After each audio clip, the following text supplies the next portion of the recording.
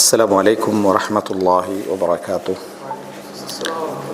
إن الحمد لله نحمده ونستعينه ونستغفره ونعوذ بالله من شرور أنفسنا ومن سيئات أعمالنا من يهده الله فلا مضل له ومن يضلل فلا هادي له وأشهد أن لا إله إلا الله وحده لا شريك له وأشهد أن محمدا عبده ورسوله أما بعد.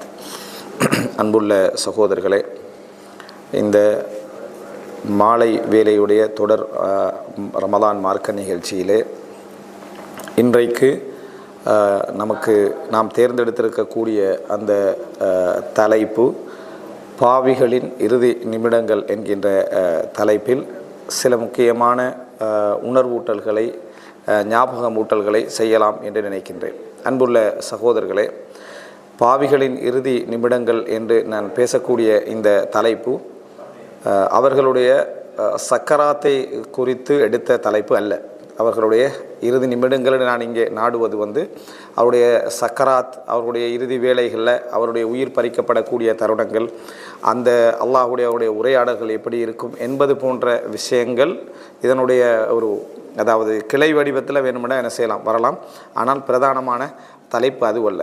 இந்த தலைப்புடைய நோக்கம் என்ன என்றால், எமது ஆரம்பகால பாவங்கள், இளமைக்கால பாவங்கள், முதுமைக்கால பாவங்கள், இதில் நாம் ஈடுபடுகின்ற விதம், இவைகள் பிற்காலம் நம்ம அதே பாவத்திலே அதே பாவியாக அந்த பாவி என்ற பேரோடு நம்ம குறிப்பிட்ட ஒரு காலத்தை தாண்டி விடுவோம் என்று சொன்னார்.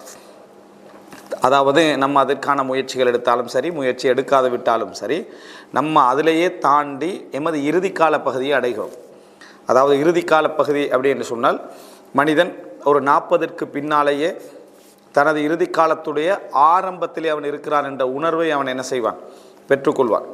தனது இறுதி காலத்துடைய ஆரம்ப பயணத்திலே அவன் என்ன செய்கிறான், இருக்கிறான். ஒரு 10 வயது என்ற ஒரு சிறுவருக்கு அவன் வளர்ந்து கொண்டு போகக்கூடிய ஒரு சிந்தனை அவன்கிட்ட என்ன செய்யும், இருக்கும். 20 என்பது அவன் ஒரு கிட்டத்தட்ட ஒரு மேட்டில் ஏறுவதை போன்ற ஒரு உணர்வில் அவன் இருப்பான், வளர்த்துட்டு போகிற மாதிரி. 30 என்பதும் இன்னும் கொஞ்சம் என்ன செய்கிறான், அவன் வளருவதாக உணர்வான். 40 என்கின்ற பொழுது அவன் உரிய இடத்தை அடைஞ்சிட்டதாக அவன் என்ன செய்வான், உணர்வான்.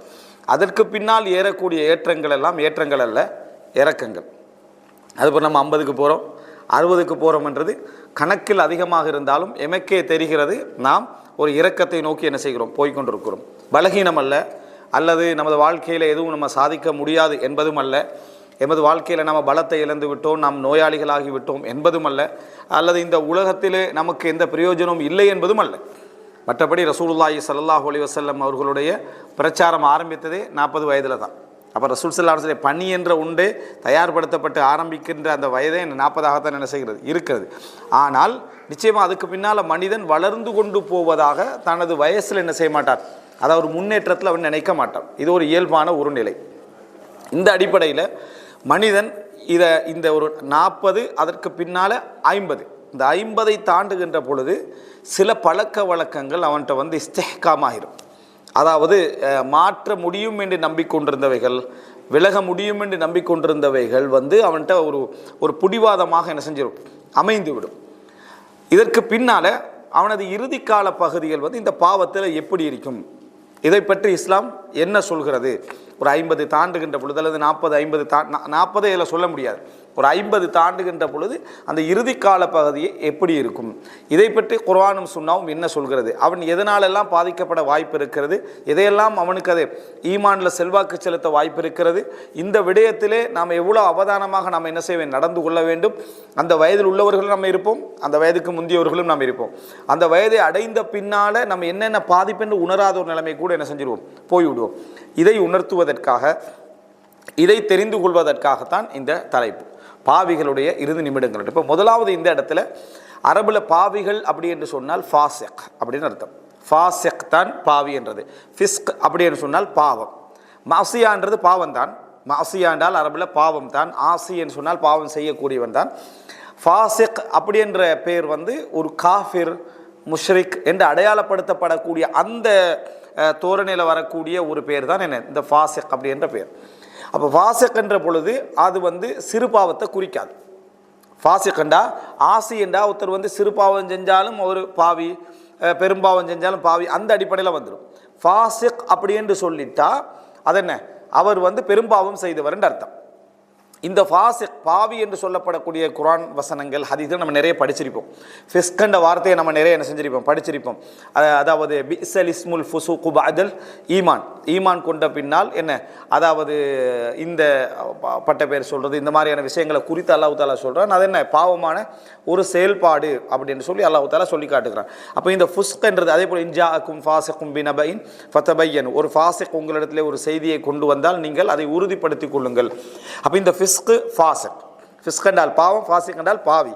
இந்த ஃபாசிகீன்கள் அல்லது ஃபாசிகூன்கள் என்று சொல்லப்படக்கூடிய இதனுடைய வரைவிலக்கணம் என்ன அப்படின்னு பார்த்தா, இஸ்லாமிய அறிஞர்கள் வந்து ஒருவரை பார்த்து நம்ம அதாவது பாவி என்று சொல்வதற்கான நிபந்தனைகள் வேறு. ஒருத்தரை பார்த்து இவர் பாவியானவர் என்று சொல்றதுக்கான நிபந்தனைகள் வேறு. அந்த நிபந்தனை என்னென்னா, அவர் குறிப்பிட்ட இப்போ நான் சொல்லக்கூடிய அந்த வரைவிலக்கணத்தை பகிரங்கமாக செய்கிறவராக இருக்கணும், பகிரங்கப்படுத்தி செய்கிறவராக இருக்கணும். அதனால தான் சொல்லுவாங்க லா ஹீபத்தல் இல் ஃபாசிக், ஃபாசிக்குகளுக்கு பேசப்படுகின்ற அவர்களை குறித்து பேசப்படுகின்றவைகள் எதுவுமே புறம் கிடையாது. அப்படின்னா தாங்கள் ஃபாசிக் என்ற பெயர் அவருக்கு எதற்காக வருகிறதோ, அதாவது பாவி என்ற பெயர் அவருக்கு எதற்காக வருகிறதோ அந்த செயல்பாடை அவர் பகிரங்கமாக என்ன செய்கிறாரு, பகிரங்கப்படுத்துகிறார். இல்லைன்னா அவருக்கு தான் தெரியும் அவர் ஃபாசிக் கண்டது, இல்லைன்னா அவர்களுக்கு தெரியும் நான் ஃபாசிக்காக இருக்கிறேன் அப்படி என்றது. ஒருத்தர் அதை பகிரங்கப்படுத்துகிறாரு, பகிரங்கப்படுத்தி தைரியமாக என்ன செய்கிறாரு, அந்த ஃபிஸ்கால தன்னை அடையாளப்படுத்தி கொள்கிறார். அந்த பாவத்தால் தன்னை அடையாளப்படுத்தி கொண்டால் அவரை பற்றி பேசுவது புறமல்ல. அவரை பற்றி உதாரணமாக ஒரு நடிகைகள் தங்களை பற்றி என்ன செய்கிறாங்க, நடிகர்கள் வந்து தாங்க பாவத்தை விபச்சாரத்தை பகிரங்கமாக அறிவித்து விட்டு நடக்கக்கூடியவர்கள். ஆனால் அவங்களோட செய்கிறத விபச்சாரம்னு சொல்ல மாட்டாங்க. சினிமாவை அவங்க என்ன செய்ய போகிறது இல்லை, விபச்சாரம்னு சொல்ல போகிறது இல்லை. ஆனால் விபச்சாரத்துக்கான அத்தனை அழைப்பும் சொல்லப்போனால் விபச்சாரத்தை நடித்து காட்டுறது என்னது, சினிமா. அந்த மாதிரியான ஒரு பகிரங்கமாக தங்களது பாவங்களை அறிவித்து விட்டவர்கள் ஃபாசிக். அவங்கள பற்றி பேசினா அது என்ன, புறம் அல்ல. சமுதாயத்தில் பகிரங்கமாக அநியாயம் செய்கிறவங்க, பகிரங்கமாக அநியாயம் செய்கின்றவர்கள், இவர்களை பற்றி பேசினால் அது என்ன, புறம் பேசிய குற்றத்துக்கு வராது. ஆனால் அவர்களுக்கு தீர்ப்பு சொல்லுதல் என்பது இன்னொரு பகுதி. தனக்கு தெரியும் தான் ஃபாசிக் அப்படி என்று சொல்றது, இந்த நிலையை பற்றி தான் நாங்கள் சொல்ல போகிறோம்.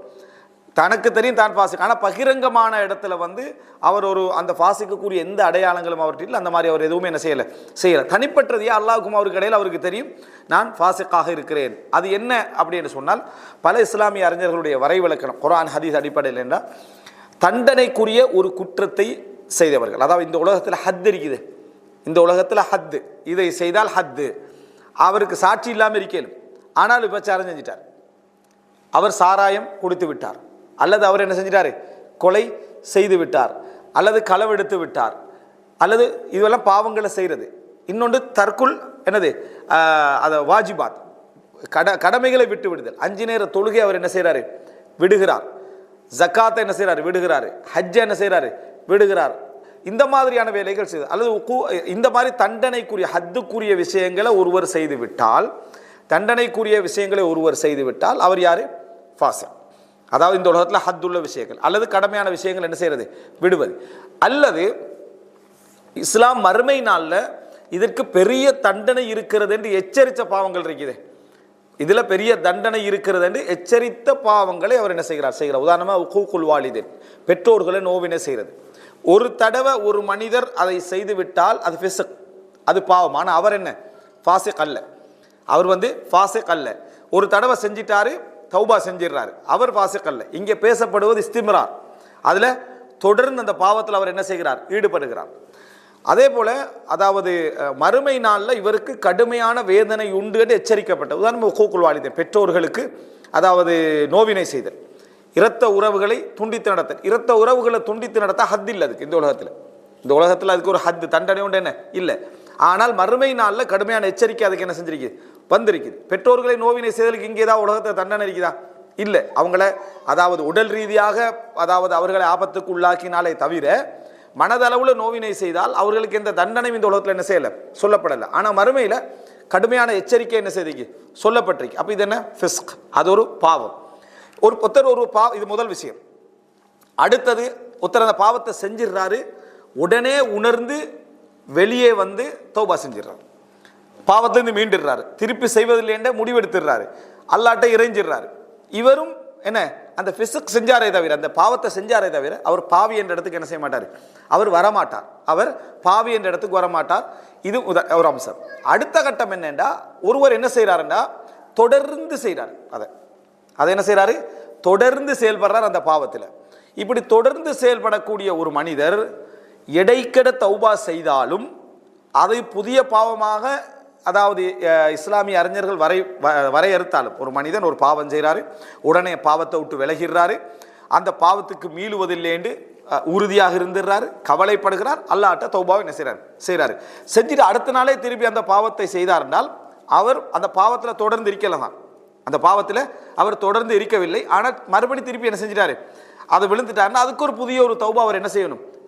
இதே மாதிரி முடிவுகளை அவர் உறுதியாக என்ன செய்யணும், எடுக்கணும் என்று சொல்லிவிட்டாலும் பொதுவான இடத்துல நீங்க பார்த்தீங்கன்னா இப்படியே தொடர்ந்து அவருக்கு நடந்து கொண்டிருந்தால், இந்த மாதிரி என்ன பாவம் நடக்குது தௌபா செய்றார், பாவம் நடக்குது தௌபா செய்றார், பாவம் நடக்குது தௌபா செய்றார், ஒரு குறிப்பிட்ட பாவத்தில் அப்படியே நடந்து கொண்டிருந்தார் என்றால் அவர் யாரு, அதாவது அந்த ஃபாசிக் என்ற அந்த பகுதிக்குள்ள அவர் நுழைவதற்கான அத்தனை விதமான வாய்ப்புகளும் அதில் என்ன செய்து இருக்குது.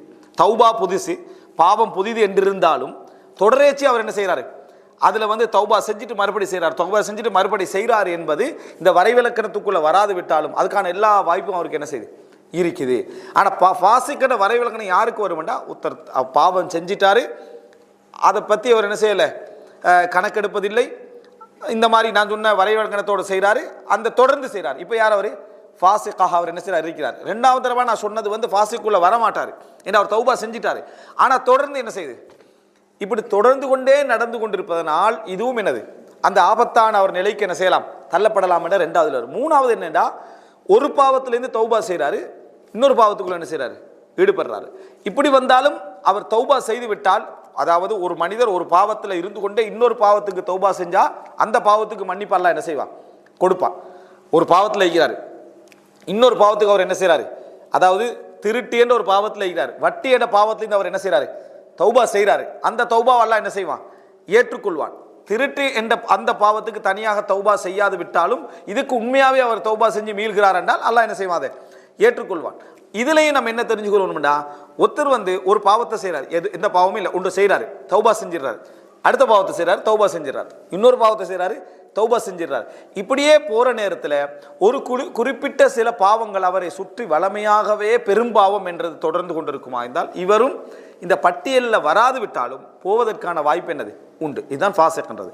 இது இந்த தொடரேச்சியான செயல்பாடு ஒரு மனிதனை இந்த மாதிரி, அதாவது பழக்கப்படுத்தி விட்டால், ஒரு 50 வயது அவர் தாண்டார், 60 வயதை தாண்டின பின்னால பாவம் என்ன செய்யும் ஒரு மனிதனை, இந்த பாவங்கள், இந்த தொடரேச்சியான இந்த நிலைகள் ஒரு மனிதனை என்ன செய்யும் என்பதை நம்ம தெரிந்து கொண்டால், நம்ம தௌபா செய்து அந்த பாவத்திலிருந்து விலகி அல்லாஹ்விடத்தில் பச்சாதப்படுவதோடு நின்று கொள்ள மாட்டோம். நிரந்தரமா இது எங்களோட வாழ்க்கையிலிருந்து என்ன செய்யணும், இல்லாமல் போய்விட வேண்டும் என்ற முயற்சியில் அவர் ஈடுபடுவார். அந்த முயற்சியில் அவர் 100% இருந்தார் என்றால் இல்லல்லமம், ஒரு முஃமினுக்கு என்னது, வல்லதீன யஜ்தனிபூன கபாயிரல் இஸ்மி வல் ஃபவாஹிஷ் இல்லல்லமம், முஃமின்கள் யார் என்றால் மானக்கேடான விஷயங்களையும் பெரும் பாவங்களையும் தவிர்த்து வாழ்வார்கள். இல்லல்லமம், லமமை தவிர. லமமுக்கு இப்னு அப்பாஸ் ரலியல்லாஹு போன்றவங்க என்ன சொல்றாங்கன்னா, சிலர் சிறிய பாவம் என்று சொல்றாங்க. லமம் என்பது ஒரு முஃமினுக்கு ஏற்படும் என்றால் பெரும் பாவங்களை தவிர்த்து கொள்வார்கள், மானக்கேடான விஷயங்களை தவிர்த்து கொள்வார்கள். ஆனால் லமம் என்பது என்ன செய்யும், ஏற்படும். இந்த லமம் என்பதற்கு 2 விதமான விளக்கம் சொல்லிக்கிறான். பெரும்பாவம் என்பது ஒரு மனிதனுடைய வாழ்க்கையில் ஒரு முறையாவது என்ன செய்யும், நிகழும். பெரும்பாவம் என்பது ஒரு மனிதனுடைய வாழ்க்கையில, நபிமார்கள் அல்லாஹ் உள்ள மக்களுடைய வாழ்க்கையில ஒரு முறையாவது என்ன செய்யும், அவருக்கு நிகழும். இது போன்ற அப்பப்ப நிகழக்கூடிய செயல்பாடுகள் அல்லாஹ் தஆலா இங்க என்ன செய்யறான், இதுல சொல்லுகிறான் பெரும்பாவங்கள்ல. இது ஒரு தஃசீர். இன்னொன்று, பெரும்பாவங்களை இது என்ன செய்யல, குறிக்கவில்லை. ஏன்னா அல்லாஹ் அங்க நிகழுமா நிகழாதான்றத பேசல, தவிர்ப்பார்கன்றதை பத்தி அல்லாஹ் தஆலா பேசுது. லமம் என்பது இங்கே சிறு பாவங்களை என்ன செய்கிறது, குறிக்கிறது. சிறுபாவம் என்பது மனிதனுக்கு என்ன செய்யும், ஏற்படவே செய்யும் என்றத ஒரு செய்தியை நம்ம பார்க்கிறோம். எனவே இந்த இடத்துல பார்த்தீங்கன்னா மனிதனுக்கு இது போன்ற பாவங்களுடைய தொடரேச்சியாக செய்வதோ பகிரங்கமாக செய்வதோ இந்த பகுதியில் அடங்கும். நான் சொல்லக்கூடிய பகுதியில் அடங்கும். அதுக்கு அடுத்த கட்டம் தௌபா செய்கிறார், மீளுகிறார் என்ற பகுதியும். ஆனால் அது தொடர்ந்து நடக்குது. அல்லது பல பாவங்களில் மாறி மாறி என்ன செய்கிறார், தௌபா செய்கிறார், தொடர்ந்து நடக்குது. இந்த நாளையும் குறித்து நாங்கள் குர்ஆன்ல ஹதீஸ்ல எதிர்காலத்தில் நடக்கக்கூடிய நிகழ்வுகளை எடுத்து பார்த்தீங்கன்னா அல்லாஹு தாலா சில வழிமுறைகள் எங்களுக்கு சொல்லி காட்டுறான். அது என்ன அப்படி என்று சொன்னால், இந்த இளமை காலம் என்பது பாவங்களுக்கான உலக நியாயங்கள் உண்டு. இளமை காலம் என்பது பாவங்களுக்கான சில உலக நியாயங்கள் உண்டு. அதனால தான் பாவம் செய்தால் விபச்சாரம் செஞ்சிட்டாருன்னா அவருடைய தண்டனையில் வித்தியாசம் இருக்கு. திருமணம் முடித்தவருக்கும் திருமணம் முடிக்காதவருக்கும் தண்டனையில் என்ன செய்கிறது, வித்தியாசம் இருக்கிறத பார்க்குறோம். இளமை காலத்துடைய விஷயங்களில் நன்மை செய்தால் முதுமையை விட நன்மை அதிகம் எடுத்து பார்க்குறோம். ஒஷாபுன் நஷா ஃபி இபாதத்தில், அல்லாஹ்வுடைய வணக்க வழிபாடுகளை வளர்ந்த இளைஞர் வர்றதுக்கான காரணம் என்ன? அவருக்கு அந்த இளமை பருவத்தில் அந்த அந்த நன்மை அவர் என்ன செஞ்சுக்கிறாரு, செய்திருக்கிறார். இன்னஹும் ஃபித்யத்துன் ஆமனு பிரப்பிஹிம், அவர்கள் இளைஞர்கள் இறைவனை ஈமான் கொண்டார்கள். அல்லாஹ் தஆலா அவர்களுடைய வயதை என்ன செய்கிறார், சொல்லி காட்டுவதற்கான காரணம் அந்த வயதில் ஒரு போராட்டத்தில் அந்த நன்மை செய்தால் என்ன, அந்த ஒரு முதுமையில் செய்யப்படுகின்ற நன்மையை விட அது என்ன செய்யும், அதிகமாக இருக்கும். எனவே முதல் அம்சம் இளமை காலம் என்பதுடைய அந்த இதை எல்லாம் சுத்தப்படுத்துவது போல இனி நீங்கள் இன்னும் மிக கவனமாக இருக்க வேண்டும். பாவங்கள்ல வணக்க வழிபாடுகளில் மிக கவனத்தை நீங்கள் என்ன செய்யணும், எடுக்க வேண்டும் என்று சொல்வது போல அல்லாஹ் தஆலா என்ன சொல்றான், ஹத்தா இதா பலக அர்பஈன சனா, 40 அவர் அடைந்து விட்டால் அப்படின்னு அல்லாஹ் தஆலா சொல்றான். இதுவரைக்கும் நடந்த போராட்டங்கள் தௌபா இதென்ற ஒரு பகுதி உண்டு. ஆனால் 40 என்பது நீங்க இன்னொரு கட்டத்துக்கு என்ன செய்றீங்க, போறீங்க. கால ரப்பி அவுஸிஅனி அன் அஷ்குர நிஅமதக அல்லதி அன்அம்த அலைய வ அலா வாலிதைய வ அன் அஅமல சாலிஹன் தர்தா. அப்போ பாருங்க, அல்லாஹ் தஆலா 40 அடைந்து விட்டால் யா அல்லாஹ் எனக்கு நன்றி செலுத்தக்கூடிய உள்ள உணர்வை என்ன செய் தா, எனக்கும் என் பெற்றோர்களுக்கும் நீ செய்த அருளின் காரணமாக அதை எனக்கு தா. முதலாவது அருளே நான் இவ்வளோ காலம் வாழ்ந்தது அப்படி இடத்தை பார்க்குறோம். அப்போ இது மிக பிரதானமான இடம் இந்த 40 அப்படி என்பது. ஆனால் 40க்கு புறவும் ஒருத்தர் என்ன செய்கிறாருண்டா, அந்த தொடரேச்சையான பாவங்களை செய்கிறாருண்டா, இப்போ அவர் 2வது பெரிய ஆபத்துக்குள்ள என்ன செய்கிறார், இருக்கிறார். 2வது பெரிய ஆபத்து என்னண்டா, ஏற்கனவே உணர்வதற்கான சந்தர்ப்பங்கள் உங்களுக்கு இளமையில நிறைய இருந்துச்சு, இதுக்கு பின்னால் அல்லாஹ் தஆலா இன்னொரு பாதைக்கு அவரை அழைத்து செல்வதற்கான ஆபத்தில் அவர் இருக்கிறார். அது என்னன்னு சொன்னால் ஹத்ம் தபா. அல்லாஹ் தஆலா குர்ஆன்ல சொல்றது, அதாவது ஹதமல்லாஹு அலா குலூபிஹிம், அவர்களது உள்ளங்களிலே அல்லாஹ் தஆலா முத்திரை குத்தி விட்டான். தபா அப்படின்னு சொன்னா என்னது, முத்திரை குத்த. ஹதீஸில் நம்ம பார்க்கிறோம், 3 ஜும்மாக்களை தொடர்ந்து யார் வேண்டும் என்று விடுகிறாரோ அவருடைய உள்ளத்திலே அல்லாஹ் தஆலா முத்திரை குத்தி விடுகிறார். என்ன சொல்லப்படுது அங்க, ஜும்மா விடுதல் சொல்லப்படுதா, தொடரேச்சியாக விடுதல் சொல்லப்படுதா? தொடரேச்சியாக விடுதல் தான் அங்க என்ன செய்கிறது, சொல்லப்படுகிறது. அப்ப எனவே இதுதான் மிக தெரிஞ்சு கொள்ள வேண்டிய முக்கியமான அம்சம். ஒரு மனிதர் ஒரு ஜும்மாவுக்கு போனார், ஒரு ஜும்மா விட்டுட்டார், இவரை பற்றி சொல்லப்படலை, அது பெரும் பாவம்.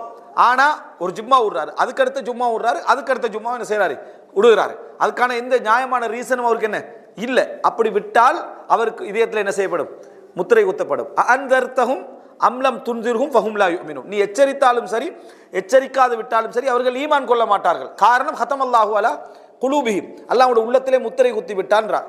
செவிப்பறையில் அல்லாஹ் தஆலா முத்திரை குத்தி விட்டான் அப்படின்னு அல்லாஹ் தஆலா சொல்றான். இதுவும் எங்களுக்கு எதை சொல்லுதுன்றா, தொடரேச்சையான எச்சரிக்கை வருது. படிப்பின பெறாம புறக்கணிச்சு இருந்தால் இது நடப்பதற்கான வாய்ப்பு என்ன செய்கிறது, இருக்கிறது. அப்ப அல்லாஹ் ரப்புல் ஆலமீன் இந்த 40 என்கின்ற அந்த இடத்தை ஒரு மனிதன் அடைகிற சந்தர்ப்பத்தில் அந்த 40க்குள்ள அவர் நுழைந்து விட்டாராக இருந்தால் அவர் உடனே, அதாவது உணரக்கூடிய இடத்துக்கு அவர் வந்துடணும். இவ்வளவு காலமும் மாறி மாறி பாவங்கள் செய்து தௌபா செய்து ஒரு குறிப்பிட்ட சில பாவங்களை என்னால் விட முடியவில்லை அப்படி என்ற இந்த 4 விதமான பாவங்களாகவும் இருக்கலாம், அது அல்லாத சாதாரணமான பாவங்களாக இருக்கலாம். உண்டுல பழக்கப்பட்டு போய் நான் என்ன செய்கிறேன் இருக்கிறேன், இன்னும் விடாமல் இருக்கிறேன் என்றால் இனி எனக்கு ஆபத்து உண்டு. ஏன்னால் இமாம் இப்னுல் ஜௌசி ரஹிமஹுல்லாஹ் சொல்றாங்க, நீ பாவம் செய்து விட்ட பின்னால் அதை பாவம் என்று உணர்ந்து கவலைப்படக்கூடிய ஒரு உணர்வை நீ பெறுகிறாய் என்றால் இன்னும் உனது உள்ளத்திலே அல்லாஹ் ஒளியை வைத்திருக்கிறான்னு அர்த்தம். நீ உணர்றதே ரீசன், உள்ளத்துக்குள்ள இன்னும் என்ன செய்து அல்லாஹ் ஒரு ஒளியை வச்சுக்கிறான்னு அர்த்தம். அந்த ஒளி போச்சண்டா நீ பாவம் என்றதே உணர மாட்டாய், அடுத்த கட்டங்களை நான் சொல்றேன், உணராட்டி என்ன என்று சொல்றேன், பாவம் என்பதையே நீ உணர மாட்டாய். இப்ப நம்ம ஒரு பாவம் செஞ்சோன்னே பாவம் செய்து விட்டேன் அல்ஹம்ஹா ஃபுஜூரஹா வ தக்வாஹா, அந்த உணர்வு அல்லாஹ் கொடுத்திக்கிறான்.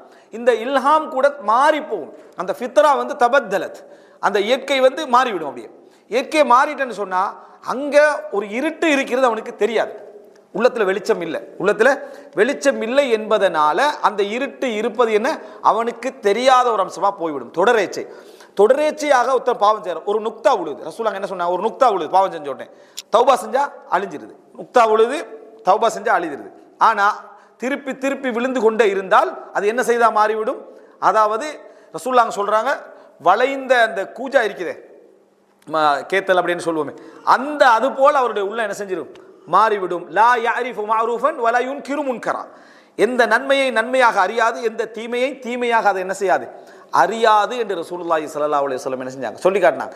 இப்போ இந்த 40க்கு பின்னாலும் அல்லாஹ் தஆலா அதை வைத்திருக்கிறான். எனவே இரண்டாவது புரிஞ்சு கொள்ள வேண்டியது, எல்லா வயதும் தௌபாக்கள் ஒன்றல்ல, எல்லா வயதும் பாவங்கள் சமமல்ல, எல்லா வயதும் நன்மைகளுக்கான கூலியும் என்ன சமம் அல்ல என்பதை புரிஞ்சு கொள்ளணும். இந்த 40ஐ தாண்டி போகக்கூடிய அந்த சந்தர்ப்பத்தில் இன்னொரு ஹதீஸை பார்க்கிறோம். ரசூலுல்லாஹி ஸல்லல்லாஹு அலைஹி வஸல்லம் சொல்றாங்க, அஅதரல்லாஹு இலம்ரிஇன் பல்லகஹு 60 சன. அல்லாஹு தாலா 60 வயது வரை வாழ வைத்த ஒரு மனிதருக்கு நியாயங்கள் சொல்லக்கூடிய எல்லா பகுதிகளையும் அல்லாஹ் கொடுத்து முடித்து விட்டான். 60 வயது வரைக்கும் ஒருத்தருக்கு வாழ வச்சுட்டான்னா நியாயம் ஒன்று இருக்குது. உதுர் லைஸ, அதாவது லைஸ அஹதுன் அஹப்ப இலைஹில் உதுரு மினல்லாஹ். அல்லாஹ்வை விட நீங்க உதுர் சொல்வதற்கு மிகவும் விருப்பமானவன் யாருமே இல்லை. காரணம் சொல்றது, நம்ம முதல்ல என்ன சொல்லும், காரணம் சொல்லாத, சரியா நீ செஞ்சது காரணம் சொல்லாத என்று. அல்லாஹ்வுக்கு மிகவும் விருப்பம் காரணம் சொல்றது. ஏன்னா அந்த ஹக்கீகத்துல் இபாதா, இபாதத்துடைய யதார்த்தம் அல்லாஹ்க்கு தெரியும். காரணம் சொல்றான்னா அவன் என்ன தெரியுமா, உனக்கு வழிபடுறான்னு அர்த்தம். அதனால் அரபுல ஒரு கவிதை சொல்வார்கள், உன்னிடத்திலே காரணம் சொல்லி வந்தவனை ஏற்றுக்கொள். அவன் பொய் சொல்லி இருந்தாலும் சரி, அதாவது ஃபீமா கால உபஜரா, அவன் உண்மை சொல்லி இருந்தாலும் சரி. ஏனென்றா அவன்கிட்ட காரணம் சொல்றான்னா உனக்கு வழிபடுறான்னு அர்த்தம், உனக்கு வழிபடுகிறான்னு அர்த்தம். இல்லாட்ட அவன்கிட்ட காரணம் சொல்ல வேண்டிய அவசியம் இல்லை, அவர்கிட்ட நான் சொல்லிட்டீங்கன்னு சொல்லிடுவான். உன்னிட்ட காரணம் சொல்றான்னா உனக்கு வழிபடுகிறான் என்னது அர்த்தம். இப்போ அல்லாஹ் காரணத்தை விரும்புறவன். யாரெல்லாம் நான் செய்யாததுக்கு காரணம் இதுதான், நான் இப்படி இதை நான் இந்த சூழல் இப்படி இருந்துச்சு, எனக்கு இந்த நிலைமை இப்படி இருந்துச்சு, மனிதன் காரணம் சொல்லுவான். எந்த அளவுக்கு ரசூலுல்லாஹ் சொல்றாங்கன்னா, காரணம் சொல்லக்கூடாது மறுமையில என்பதற்காகத்தான் அல்லாஹ் தஆலா தூதர்களையும் வேதங்களையும் அனுப்பினான். இல்லாத தேவையே இல்லை. நாளைக்கு யாரெல்லாம் நீ அனுப்பியிருந்தா நான் விளங்கி இருப்பேன் சொல்லக்கூடாது என்பதற்காக எல்லாத்தையும் அல்லாஹ் தஆலா அவங்களோட மொழியில் என்ன செய்தான், அனுப்பி வைத்தான். எனவே இந்த உலகத்தில் ஒரு விஷயத்தை புரிஞ்சுக்கணும், நம்ம இது விளங்கின காரணம், விளங்காத எவ்வளோ விஷயங்கள் இருக்கு நாளை மறுமையில காரணம் சொல்றதுக்கு. அந்த காரணத்தை அல்லாஹ் தஆலா என்ன செய்வான், ஏற்றுக்கொள்வான் நியாயமாக இருந்தா. இல்லைண்டா லா தஅததிருல் யௌம், இன்றைய தினம் காரணம் சொல்ல வேண்டாம் என்று அல்லாஹ் தஆலா என்ன செய்வான், சொல்லுவான். எனவே காரணம் சொல்லுகின்ற வாசலை அல்லாஹ் கம்ப்ளீட்டா ஒருத்தனுக்கு கொடுத்துட்டானா, 60க்கு முந்தி உள்ளவனுக்கு. அதாவது நான் இளம் வயசாக இருந்தேன், என் சூழல் இப்படி இருந்துச்சு, குடும்பத்துக்காக உழைச்சேன், அதுக்காக அதனால் இப்படி நடந்தது, அதனால் என்று எல்லாம் சொல்லலாம் தானே. இந்த சின்ன சின்ன வாசலுக்குள்ள அடைபெற வயசு என்ன, 60. இந்த 60 வயசோட நான் என்ன செஞ்சிட்டேன், இனி நீ ரீசனே என்ன செய்ய முடியாது. அதாவது ரீசன் அடைச்சிட்டேன்னா அவனுக்கு ரீசன் சொல்லக்கூடிய எல்லா வாய்ப்புகளையும் நான் கொடுத்து முடிச்சிட்டேன். 60க்கு பிறகு ஒருத்தர் வாழ்ந்துட்டு யா அல்லாஹ் எனக்கு விளக்கம் கிடைக்கலன்னு சொல்ல இயலாது, எனக்கு தௌபாக்குரிய உணர்வு வரலன்னு சொல்ல இயலாது. அப்போ 60 வயதை அடுத்த எல்லையாக எங்களுக்கு 40 குர்ஆன் இப்படி சொல்லுது, 60 வயதை அடுத்த எல்லையாக என்ன செய்யுது எங்களுக்கு சொல்றதை பார்க்குறோம். அடுத்த செய்தி என்னன்னா, இதை தாண்டி ரொம்ப வைங்களேன், இதுக்கு சொல்றது அதாவது தமீர், அரபுல சொல்லுவாங்க. அதாவது தமீர் என்றா நிறைய நீண்ட காலம் வாழ வைக்கிற, முஅம்மரூன் அரபுல சொல்லுவாங்க. முஅம்மரூன் அப்படின்னா நீண்ட காலம் வாழ வைக்கப்பட்டவர்கள். 60 வாழ்ந்தா முஅம்மர் அல்ல அவர், 60 வாழ்ந்தால் அவர் முஅம்மர் அல்ல. உங்களுக்கு தெரியும் முஅம்மர் அல் கதாஃபின்னு சொல்லிப்பாங்களா, முஅம்மர் தான் அது, சரியா? அது என்னன்னா முஅம்மர் என்றா அதாவது நீண்ட காலம் வாழ வைக்கப்பட்டவர். 90 வாழ்றாரு, 100 வாழ்றாருன்னா இவர் என்ன முஅம்மர், சரியா? நீண்ட காலம் அவருக்கு உம்ரு கிடைச்சிட்டு, உம்ருன்னா வயது, விளங்கிட்டா அந்த வயது கிடைச்சிட்டேன்னு சொல்லி. அப்போ அல்லாஹ் தஆலா மறுமை நாளில் எழுப்பி கேட்குற டைமில் சில வார்த்தைகள் குர்ஆன் ஹதீஸில் வரும். இந்த இஸ்திமார்ன்ற வார்த்தை அது நீண்ட காலம் வாழ்ந்ததுக்காக இல்லை, 60 வரைக்கும் வாழ வச்சவனுக்கு இந்த முஅம்மர்னு சொல்லப்படலாம். மொழி அந்த மார்க்க ரீதியாக அவருக்கு ஒரு வாழ்க்கை கிடைச்சிருக்கிறது. அதனால மறுமை நாள் விசாரிக்கிற சந்தர்ப்பத்தில் என்னது, நீங்கள் உணர்வு பெறக்கூடிய அளவுக்கு உங்களுக்கு நான் வாழ்க்கையை தரவில்லையா, இந்த உலகத்தில் கொஞ்சம் உணர்வு பெற அளவுக்கான டைம் நான் உங்களுக்கு தரலையா, டைம் தந்தன் தானே என்று அல்லாஹ் தஆலா கேட்பான். இப்போ பாருங்க, டைம் தாரது அல்லாஹ் இடத்துல உள்ள ஒரு முக்கியமான ஒரு அம்சம். சிலருக்கு என்ன செய்யும்டா 60 அல்ல முஅம்மர், அதாவது மொழி ரீதியாக ஒரு முஅம்மர்னா 70 80 90 போயிட்டு இருப்பாங்க. வமன் நுஅம்மிர்ஹு நுனக்கிஸ்ஹு ஃபில் ஹல்க், யாருக்கு நாங்கள் அதாவது நீண்ட காலம் வாழ்க்கையை கொடுக்கிறோமோ, நீண்ட காலம் அவர் வாழ்ந்துட்டு போறாரோ, நுனக்கிஸ்ஹு ஃபில் ஹல்க், அவர் ரிவர்ஸ்ல வருவார், தன்கீஸ், சரியா? அதாவது தன்கீஸ்ன்னு சொல்லிட்டு ரிட்டர்ன் வர்றது. அவர் 70 ஆகுள்ள அவர் 60 ஆயிடுவார், சரியா? அல்லது 50 ஆயிடுவார். 80 ஆகுள்ள அவர் 40 ஆகிடுவார். 90 ஆகுள்ள அவர் 30 ஆகிடுவார். 100 ஆகுள்ள அவர் 10 வயசுல இருப்பார். அவரோட பேச்செல்லாம் பார்த்தா 10 வயசு மேலே. நீங்களும் அவரோட 10 வயசு மேலே பேசுவீங்க. சரியா? ஒரு இடத்துல இருங்களே, ஒரு இடத்துல குடிங்களே, இப்படி நம்ம சொல்கிறதுக்கான காரணமே அவர் 10 வயசு ஆகிட்டாங்க. அப்போ நுணக்கி சூஃபியில் கலக்குன்னா அவர் வாழ்க்கையில் அப்படி திரும்பி போவார். இந்த மாதிரி கட்டம் வரக்குள்ள நம்ம யோசிக்க வேண்டிய, நம்ம பாவிகளாக இருந்தால் நம்ம உணர்வு பெற சான்ஸே இல்லை. ஏன்னா வயசு ரிவர்ஸில் வருது. இப்போ அப்போது நம்ம விளங்கின விளக்கங்கள் குறையும். விளங்கிட்டா? அஹ்ரஜக்கும் மின் புத்தூனி உம்மஹாத்திக்கும் லா தஅலமூன ஷையா. உங்கள் பெற்றோருடைய வயிற்றில் இருந்தீங்கள் எதையும் அறிவில்லாத வண்ணம் வெளியே வந்தீர்கள். சரியா? அதுக்கு பின்னால் அல்லாஹ் தஆலா கற்றுத்தந்து தான் இவ்வளோ வாரம். இப்போ கற்றுத்தந்த நேரத்தில் வராத உணர்வு 60 ஆகின பின்னால எங்களுடைய அறிவு 50 ஆகிட்டேன்னு வைங்களே, உணர்வு பெறுவோமா? திருப்பி அப்போ 70 ஆகிட்ட நம்ம 30க்கு வந்தேன்னு வைங்களே, உணர்வு குறைஞ்சிக்கிட்டே போகும். விளங்குறது என்ன செய்யும்? குறைஞ்சிக்கிட்டே போகும். சான்ஸ் குறையும், தௌபாக்கான சான்ஸ் குறையும். நம்ம திருப்பி 20 வயசுல விடாத பாவத்தை 70ல் விட மாட்டோம். அதுக்கு பிறகு என்ன காரணம்? நாங்கள் 70 அல்ல, நாங்கள் அப்போ 40ன்னு அர்த்தம். நாங்கள் 90 ஆகிற சந்தர்ப்பத்தில் நம்ம என்னது 30க்கு 20க்கு வந்திருப்போம். இப்போ அதனால தான் நான் சொல்கிறேன், அவர் வயசாகிட்டார், அவருக்கு விளங்காதுன்னு சொல்கிறோமா இல்லையா? நினச்சி பாருங்க நீங்கள், அவர் வயசாகிட்டார், அவருக்கு விளங்காது. நம்ம என்ன சொல்கிறது? சில பெற்றோருக்கு நம்ம அவர் சிறுக்கிலே இருந்துட்டார், சிறுக்கை எப்படி அவருக்கு விளங்கப்படுத்துறது? அவருக்கு சிறுக்கை விளங்கப்படுத்தலாது, தௌஹீதை விளங்கப்படுத்தலாது. ஏன்னா ஜுபில் ஆலை, அதில் தான் அவர் என்ன செஞ்சுக்கிறாரு? உருவாக்கப்பட்டுக்கிறார். அப்போ இந்த உலகத்திலேயே நம்ம சக்கராத்துக்கு முன்னாலேயே தௌபா நமக்கு மூடப்படுது, நமக்கு தெரியாம. நம்ம அந்த உணர்விலிருந்து என்ன செய்யறோம்? இல்லாம போறோம். அப்ப இந்த வசனம் என்ன சொல்லுதுண்டா, இதுக்கு பின்னால் அல்லாஹ் தஆலா காரணம், இதுக்கு பிறகு அல்லாஹ்ட்ட காரணம் சொல்லலாது. 70 வயசுல எனக்கு விளங்காம போச்சுன்னு 60 தாண்டான விளங்குற சப்ஜெக்ட் முடிஞ்சுது. 60 தாண்டி விட்டால் இந்த உம்மத்துக்கு, மற்ற உம்மத்துக்கள், இந்த உம்மத்துக்கு 60 தாண்டிட்டாண்டா விளக்கத்துக்கான நியாயங்கள் முடிஞ்சுது. அதுக்கு பின்னால் 70 80 வார சந்தர்ப்பத்தில் அவர் ரிவர்ஸில் போயிட்டு இருக்கிறாண்டா, நம்ம உணர்வு பெறுவோமான்னு நினச்சி பாருங்க. பாவிகளாக இருந்தால் உணர்வு பெறுவோமான்னு கேட்டால் உணர்வு பெற சான்ஸ் இல்லை.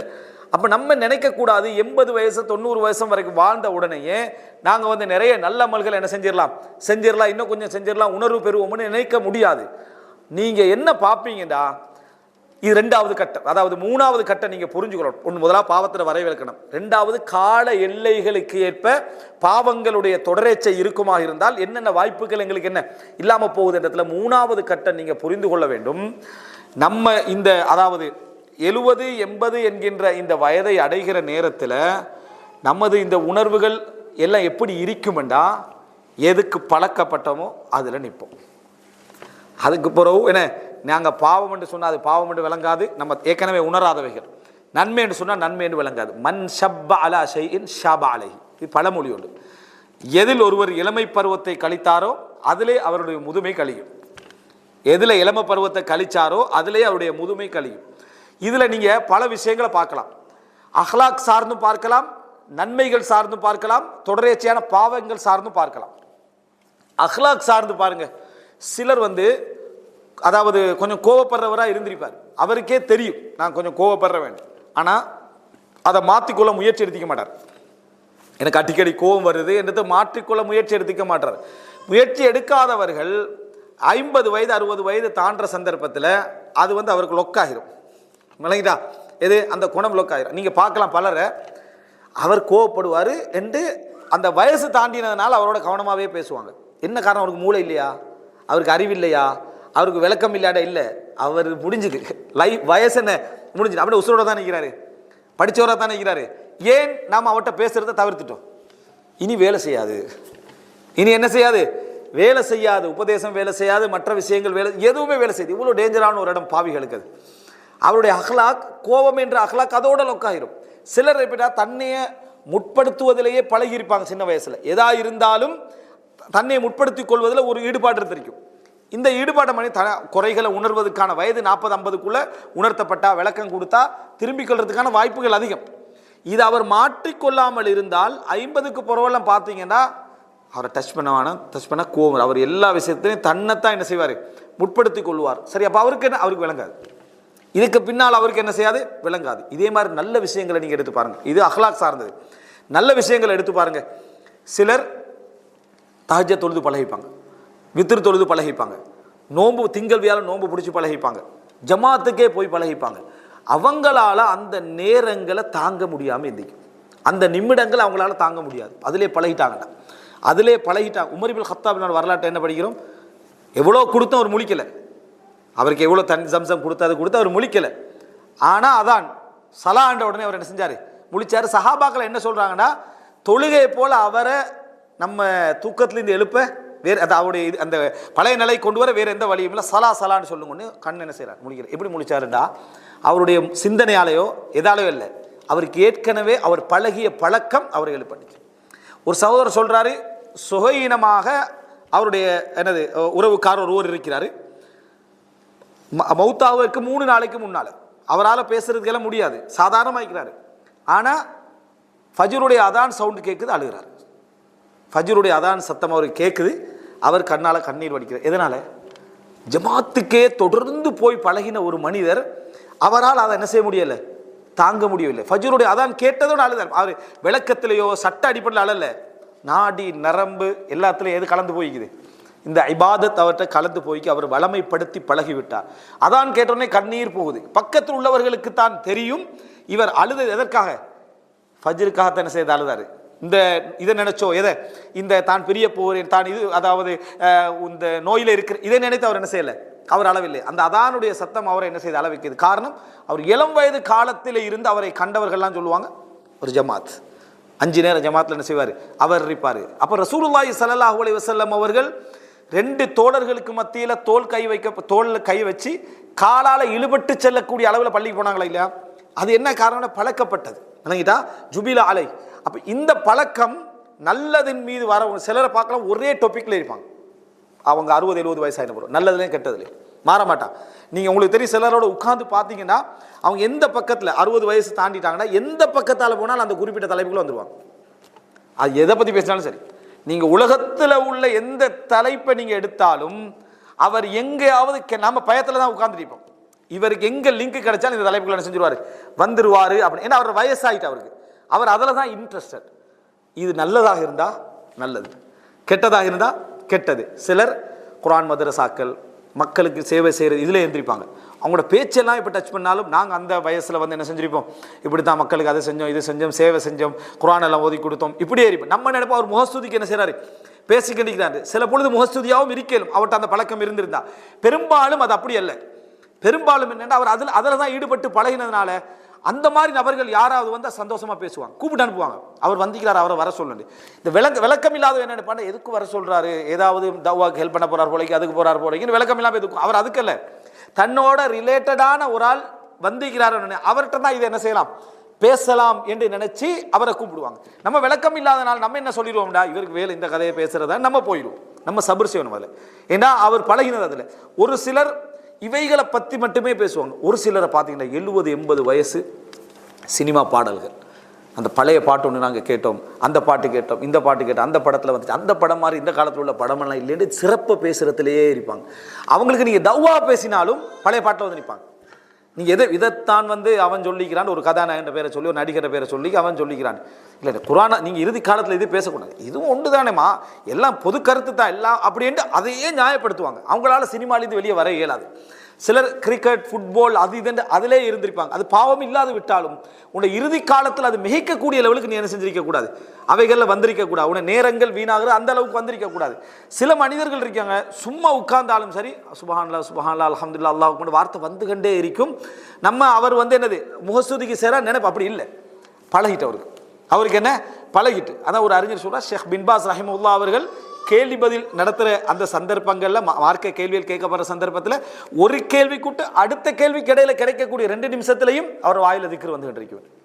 வேணுமென்று செய்யறதில்ல, பழகியது. விளங்கிட்டா, அவருடைய வாயில திக்ர்கள் வந்து கொண்டிருக்கும் அப்படின்ட்டு.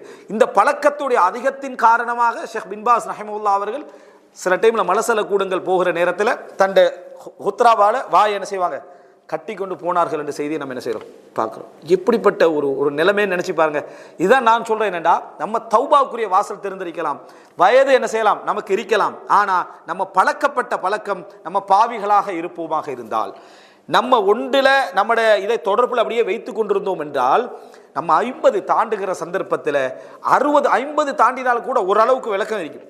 60 தாண்டி கொண்டு போகிற சந்தர்ப்பத்தில் அது அப்படியே லொக்காகி அப்படி என்ன செஞ்சிடும், அதில் நின்ற பின்னால் நம்ம என்ன உபதேசம் பண்ணாலும், என்ன அட்வைஸ் பண்ணாலும், எது சொன்னாலும் வராது. நம்ம எங்களுடைய தாய்மார்களை நம்ம நிறைய கண்டிக்கிறோம், சரியா? அவங்களெல்லாம் அவருடைய பழக்க வழக்கங்களை விடாமல் இருந்த சில முக்கியமான நல்ல பழக்கங்களை பாருங்கள். நோன்பு பிடிக்கிறது, தஹஜ்ஜுத் வித்ரு, நேரத்தோடு எழும்புறது, குர்ஆன் ஓதுறது, நல்ல விஷயங்களை சொல்றது, அல்லாஹ்வை ஞாபகப்படுத்திக் கொள்றது என்றது அவங்களுடைய வளமையில இருந்திருக்கும். அல்லாஹ் அவங்களோட பாவங்களை மன்னிக்கணும், அவங்களுக்கு தெரியாத சில மார்க்க சட்டங்களை, சில விதத்துகளை அவங்க செஞ்சிருக்கலாம். ஆனா அவங்களுடைய நியத்தால் அவங்க என்ன செஞ்சாங்க, எங்கேயோ இருந்தாங்கன்றத பார்க்கிறோம். அப்ப பழக்க வழக்கம் இன்றைக்கும் நல்ல மக்கள் இருக்கிறாங்க, நல்ல மக்கள் இந்த சமுதாயத்தை இன்றைக்கு இல்லாம போக மாட்டாங்க. ஆனா எங்கள்கிட்ட இருக்குதா என்று கேட்கறதுக்கு இது மிக முக்கியமானது. எனவே மூணாவது நம்ம புரிந்து கொள்ள வேண்டிய விஷயம், நம்ம எதுக்கு பழக்கப்படுகிறோமோ அந்த பழக்கம் எங்களை என்ன செய்யும் என்றால் குறிப்பிட்ட வயதுக்கு பின்னால நம்மளை நிறுத்திவிடும். நம்மளை என்ன செய்துவிடும், நிறுத்திவிடும். அந்த நிறுத்தலுக்கு பின்னால எங்களுக்கு தௌபாவும் வராது, எங்களுக்கு எதுவும் வராது. பலர் அதை பேசுவாங்க. நான் பாவம் செஞ்சில்லைன்னு பேசக்கூடிய முதியோர்கள் இருக்கிறான். நான் பாவம் எதுவும் நான் செஞ்சதில்லை, அல்ஹம்துலில்லாஹ் நான் அந்த காலத்தையும் நல்லா தான் இருந்திருக்கிறேன். அவங்களுக்கு பாவம் என்னன்னு தெரியாத லெவலுக்கு அவனோட மைண்ட் என்ன செஞ்சிருக்கும், போய் இருக்கும் இடத்துல நம்ம என்ன செய்யறோம் பார்க்கிறோம். எனவே இது மிக முக்கியமான ஒரு அம்சம். நம்ம எதில் பழக்கப்படுகிறோம், எம்மை சூழ எது இருக்கிறது என்றதை பொறுத்து எமது நிலைமைகள் என்ன செய்யும், மாறிக்கொண்டிருக்கும் என்பது. நான்காவது அம்சம், நாங்கள் ஒரு விஷயத்தை இந்த முதுமை விஷயத்தில் எப்படியெல்லாம் ஒரு பாவியாக வந்தவனுடைய நிலைமைகள் எப்படியெல்லாம் இருக்கும் என்றதுல எங்களுக்கு எங்களை சூழ நிறைய வெறுக்கக்கூடிய ஒரு சூழ்நிலைகள் உருவாகிவிடும். எங்களை சூழ நாம் வெறுக்கக்கூடிய சூழ்நிலை, எங்களை வெறுக்கக்கூடிய சூழ்நிலை, நம்ம எதை லயிச்சோமோ அதுலெல்லாம் வெறுப்பு வரக்கூடிய சூழ்நிலை, விரக்தியான சூழ்நிலை எல்லாம் வரும். எப்படி வரும்னா, சிலர் நன்மைகள் தான் செஞ்சுட்டு இருப்பாங்க, உண்மையான வாழ்க்கையில தான் இருப்பாங்க. ஆனா உள்ளம் ஃபுல்லா உலகத்தில் இருக்கும். உள்ளம் ஃபுல்லா என்ன செய்யும், உலகத்தில் இருக்கும். சிலர் பாவமான வாழ்க்கையில் இருப்பாங்க, கெட்ட வாழ்க்கையில் இருப்பாங்க, ஆனா உள்ளம் ஃபுல்லா மார்க்கத்தில் இருக்கும். பாருங்க எப்படி இறுதி காலம் சேஞ்ச் ஆகுதுன்னு. இவர் அதாவது நம்ம உதாரணம் மார்க்கத்தோட பட்டோடிக்கதால வட்டி விட்டுருப்போம், அதை விட்டுருப்போம், இதை விட்டுருப்போம், எல்லாம் விட்டுருந்தாலும் முன்னா வட்டி எடுத்தவன் முன்னேறி தாங்கிக்கிறான், இவன் முன்னேறி தான், இவன் நல்லா தாங்கிக்கிறான், அவன் அணியன் பண்ணவன் நல்லா தாங்கிக்கிறான், இது என்ன சட்டமன்ற வழங்கல, நம்ம ஏன் இப்படி இப்படியே நினைச்சு இருந்தவருக்கு ஒரு 60 வயசுல எதுவும் ஆகலை. இவர் கிடைக்கும் இருந்திருப்பாரு. 60 வயசு 65 வயசா எதுவும் ஆகலை, எதுவும் கிடைக்கல. நான் என்னோட வாழ்க்கையில் விட்ட பெரிய பிழைகளில் உண்டாக நினைக்கிறேன், சின்ன வயசுலேயே நல்லா உழைச்சிருக்கணும், சின்ன வயசுலேயே நல்லா சேர்த்திருக்கணும், தௌபா வந்து அல்லாஹ் தஆலா எந்த காலத்திலையும் தருவான். இவருடைய அதிக புலம்பலாக எதிரிக்கும்டா தொடரேச்சியாக உள்ளத்தில் வச்சிருந்த இந்த கவலைகள் தான் இருக்கும். பாவத்தில் ஈடுபட்டவன் எப்படி மாறிடுவான்டா, நான் தொழலை, அது செய்யலை, இது செய்யலை என்றவன் இவன் 60 வயசுல எப்படி இருப்பான்டா, என் இளம் வயசுல நான் துலா முட்டதுக்கு தான் எனக்கு இந்த தண்டனை என்ன செஞ்சு இப்போ கிடைச்சிருக்கு, நான் இபாதத்தை செய்யலை அதனால தண்டனை கிடைச்சிக்கு, சக்காத்து கொடுக்கல அதனால தண்டனை கிடைச்சி, குடும்பத்தோடு ஒழுங்காக நடக்கல, என் உமாப்புக்கு நான் நிறைய அணியாச்சு. இவன் காலம் இறுதி காலம் என்ன செய்யுது, எப்படி இருப்பாங்க. அதாவது நல்லவருடைய செயல்பாடு எப்படி இருக்க, உள்ளம் என்ன செய்து அவர் கெட்டதை விரும்பிக்கிட்டு இருந்திருக்கிறார். எனவே இறுதி காலம் என்ன செஞ்சிருமெண்டா, தௌபா செய்யதல்ல, செஞ்ச எல்லா நல்ல வேலை என்ன அடிச்சு விடுற மாதிரியான கவலை அவருக்கு இருந்து கொண்டிருக்கும். இது எவ்வளவு ஒரு ஹசாரத், எவ்வளவு நஷ்டம். இது நீ எப்படி மௌத்தாகணும்டா, படைச்ச ரப்புல் ஆலமீனுக்கு திருப்தியா வாழ்ந்துட்டேன், படைச்ச ரப்புல் ஆலமீனுக்கு திருப்தியா வாழ்ந்து விட்டேன், நல்ல முறையில் வாழ்ந்து விட்டேன், அல்ஹம்துலில்லாஹ். மனிதன்ட்ட இது இல்லை, பாவமே செஞ்சுட்டு இருப்பாரு, ஒரு குறிப்பிட்ட வயசுல அவருக்கு எல்லாம் கிடைச்சிடும். அல்ஹம்துலில்லாஹ் அல்லாஹ் தஆலா நம்மளோட ஒரு மஹப்பத் வச்சுக்கிறான். இல்லை உன்னை இப்போ சோதிக்கிறானா அல்லாஹ் தஆலா, ஏற்கனவே கஷ்டத்திலே வச்சுட்டு இருந்தது, நீ நல்லவன் என்றதுனால நீ தௌபா செஞ்சு திருந்தனம் என்பதற்காக இருக்கலாம். ஆனா நீ திருந்தாதனால எல்லாத்தையும் திருப்பி தந்திருப்பால வச்சுக்க, எல்லாத்தையும் அல்லாஹ்வோட மஹப்பத்தில் தந்தானதுக்கு என்ன ரீசன், இந்த உலகத்தில் கிடைச்சாலும் தடுத்தாலும் சோதனை தான். நம்ம நினைக்கலாம் என்றைக்கும் ஒரு முஃமின் யததக்கர் அல் மஆசி, பாவங்களை தான் என்ன செய்யணும், ஞாபகப்படுத்திக்கொண்டே இருக்கணும்.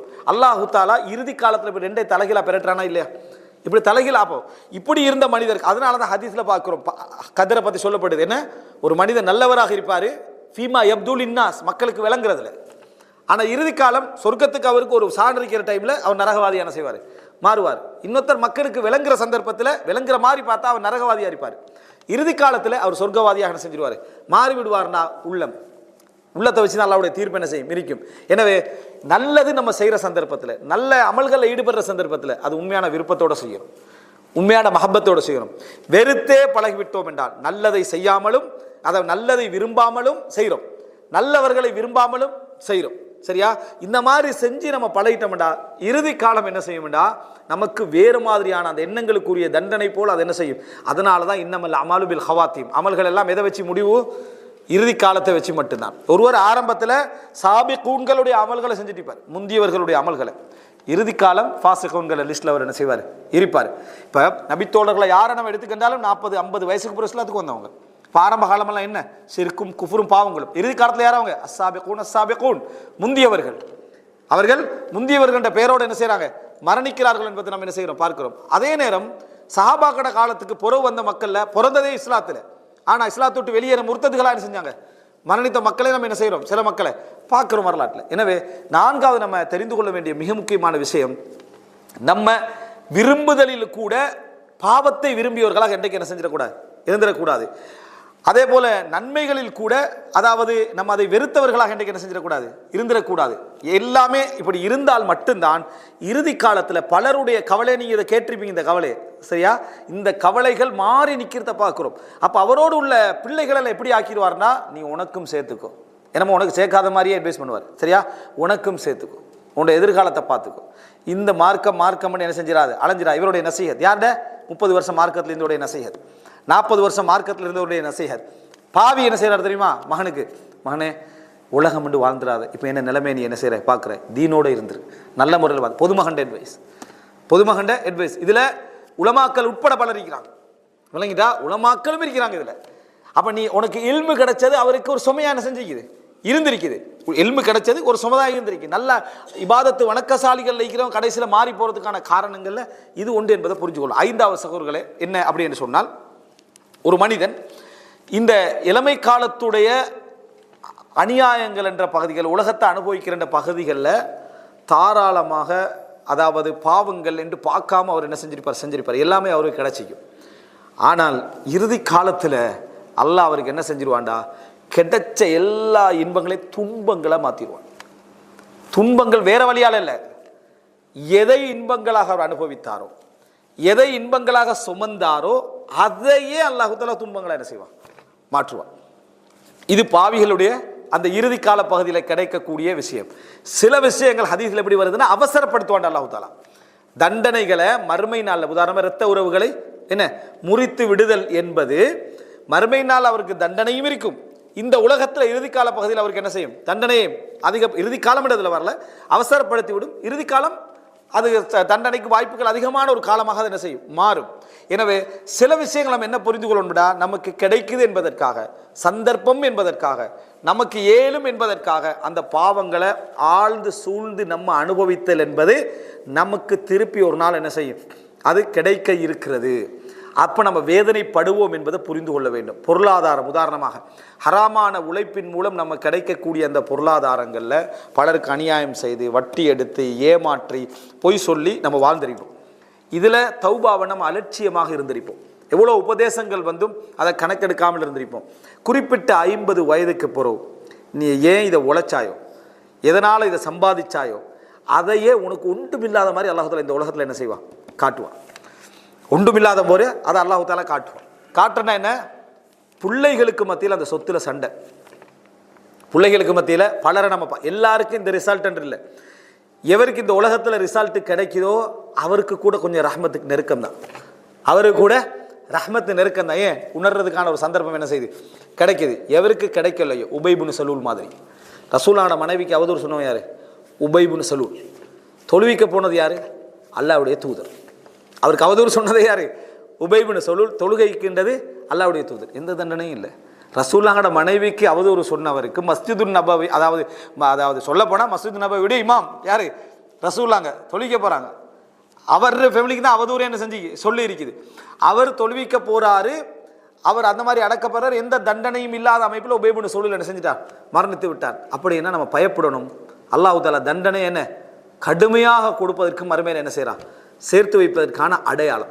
இந்த உலகத்தில் ஒருத்தன் சோதிக்கப்பட்டுட்டான்டா, உணர்த்தப்பட்டுட்டான்டா, அது அவனுக்கு அல்லாஹ் தஆலா ரஹ்மத்தை கொடுப்பதற்கான சந்தர்ப்பத்தை என்ன செய்யறான்? அல்லாஹ் தஆலா கொடுக்குறான் அர்த்தம். அப்போ இந்த முதிய வயது அடைஞ்ச பின்னால் பலரை நீங்கள் பார்க்கலாம், பிள்ளைகள் இவன் எந்த மார்க்கத்தை இழந்து இதை சம்பாதிச்சானோ, எந்த மார்க்கத்தை இழந்து அந்த இடத்துக்களை எடுத்தானோ, அதெல்லாம் சண்டை சச்சரவில் போய் நிற்கிது. நல்ல மனிதர்கள், அதாவது நல்ல மனிதர்கள் என்றால் சமுதாயத்தில் டீசெண்டாக இருந்தவங்க, ஹராமெல்லாம் இருக்குது, சமுதாய பார்வையில் டீசெண்டாக இருந்தவர்கள். இறுதி காலத்தில் பாப்பா என்ன செய்கிறாருன்னா, சில டைமில் முதிய இல்லங்கள் இருக்கிற தந்தைமார்கள் இருக்கிறான், முதியோர் இல்லத்தில்.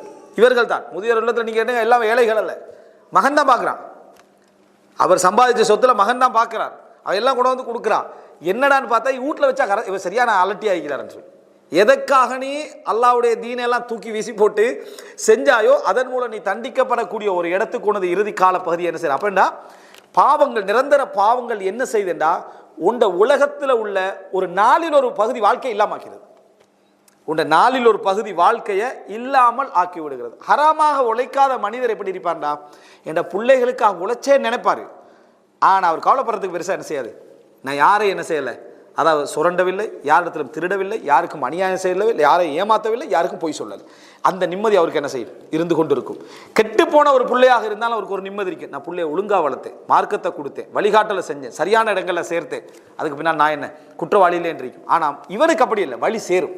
வழி என்ன செய்யும், சேரும், வேதனையாக இருக்கும். இறுதிக்கால பகுதி தான் நிம்மதியாக அதிகமாக இருக்க வேண்டிய இடம். ஏனென்றால் நம்ம இளம் பகுதியில் பொறுத்த நம்மளை சூழ நிறைய பேர் இருப்பாங்க. நம்மளோட குடும்பத்துக்கு நம்மளோட தேவை இருக்கும்.